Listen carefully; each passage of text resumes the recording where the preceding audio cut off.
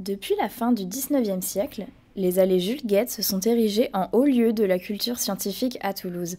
C'est dans ce quartier, en 2011, qu'a commencé la construction du Quai des Savoirs, un centre d'exposition dédié aux sciences. Un grand jour pour les petits et les grands. Donc l'exposition, elle est plutôt dédiée à un public à partir de 7 ans, mais après, tout le monde peut découvrir. Pour les plus petits, un espace dédié a été installé, une manière originale de développer leur créativité. C'est important qu'ils découvrent autrement qu'à l'école, par l'expérimentation, voir des phénomènes, ça éveille la curiosité en fait. Mais ces activités ne sont pas simplement ludiques, elles ont avant tout une visée pédagogique. Je suis enseignante en CM2 sinon, et c'est vrai qu'on travaille sur l'eau. C'est vrai que j'ai essayé de faire des expériences en classe, c'est beaucoup moins parlant.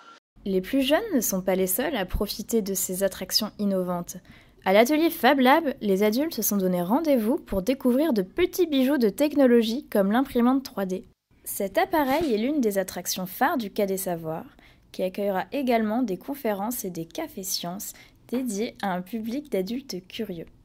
En gros, l'idée c'est de parler de la démarche scientifique. Qu'est-ce que c'est qu'une démarche scientifique? Comment travaillent les chercheurs? Le chercheur se met à la portée du citoyen pour lui faire toucher du doigt que les sujets de recherche, c'est certes des choses qui sont très compliquées dans les laboratoires, mais que ça touche notre quotidien, ça touche la société, ça touche des questionnements que chacun peut se poser.